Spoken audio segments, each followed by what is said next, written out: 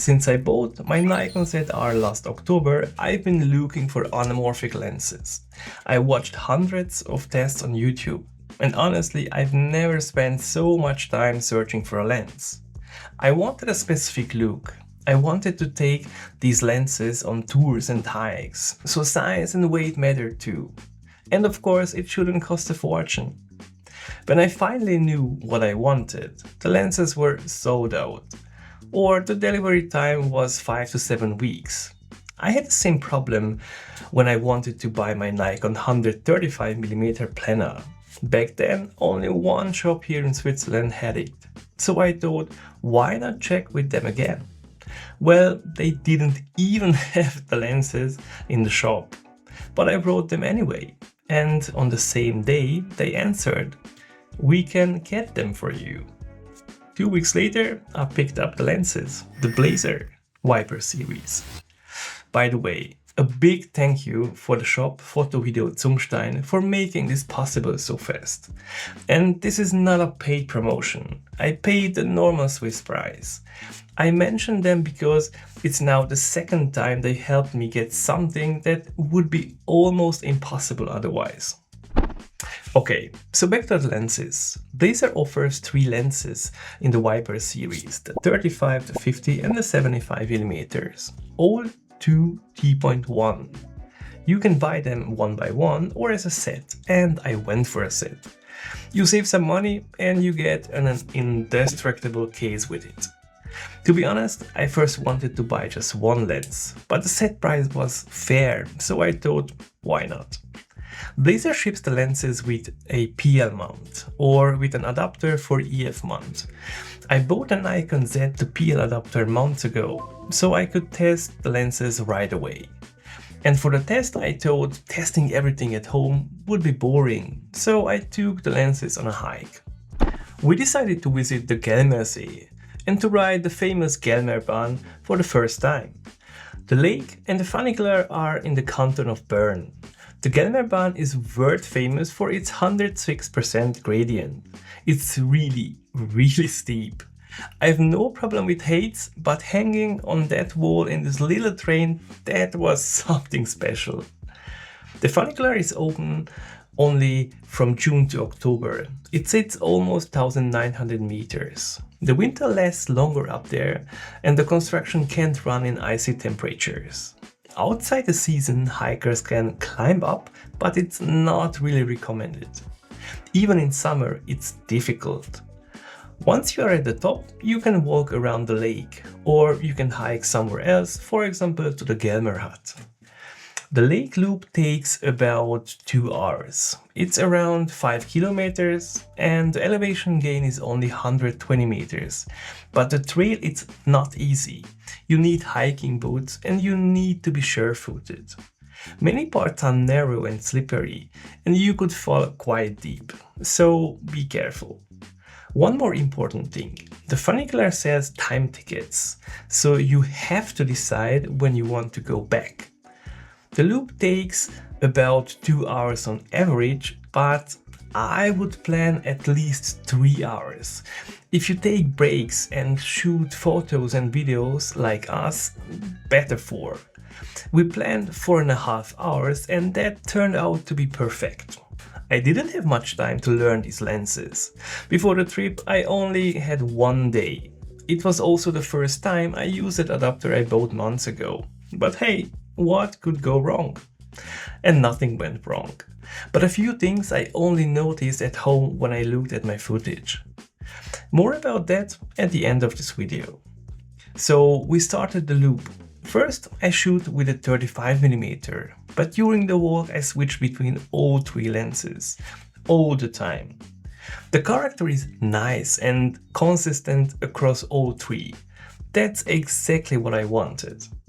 I really loved that the center of the image is sharp, while the edges have this cinematic look.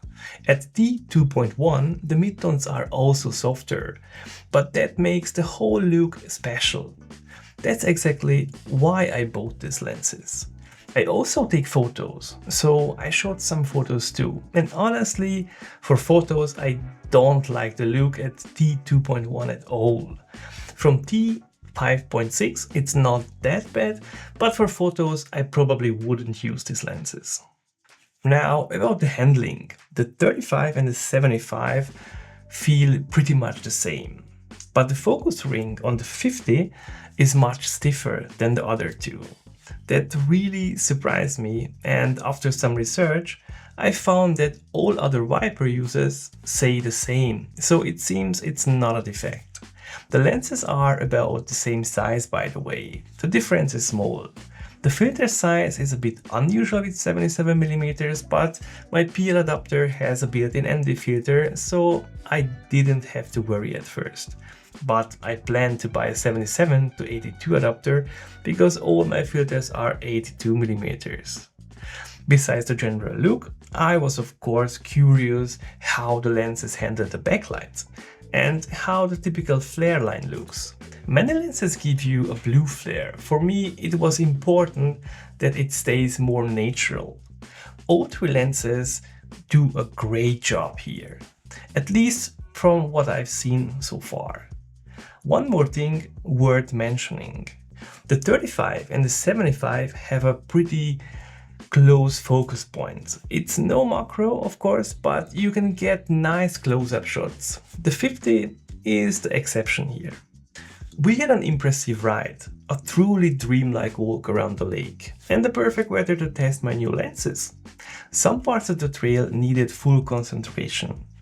And these lenses are completely manual, so no autofocus to help in some situations.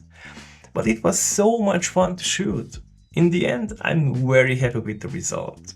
And I'm very happy that I bought the Blazar Viper series.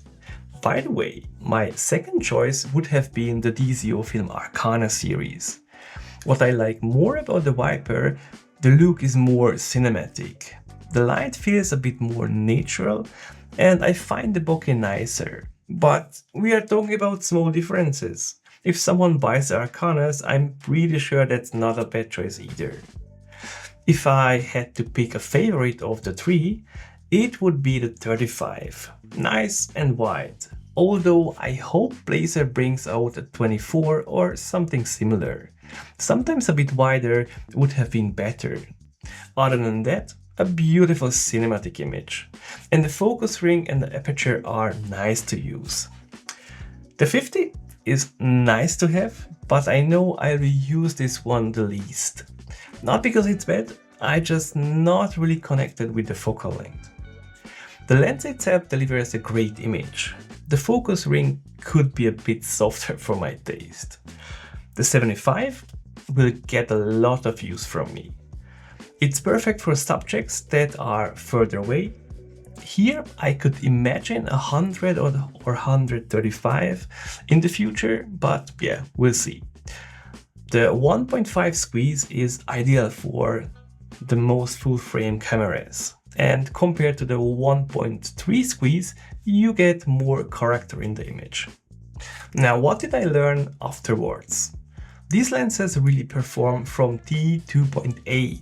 Some of my shots at D2.1 turn out too soft, but I can already imagine some use cases where that soft look will be great. Anyway, next time I will use these lenses with some real experience. What I can already say, I made a very good choice. I'm super happy with what I paid for these lenses. Excellent image quality, a cinematic look, actually everything what I wanted. I can recommend these lenses to everyone who doesn't want to spend 5,000 or 6,000 on one lens right away. And to everyone who wants to learn how it feels to work with anamorphic lenses. I hope this video helped you learn a bit more about anamorphic lenses, especially about the Viper series. Or maybe it even helped you with the buying decision. But yeah, that's it for today. See you next Friday. Until then, thanks for watching, keep shooting, and peace.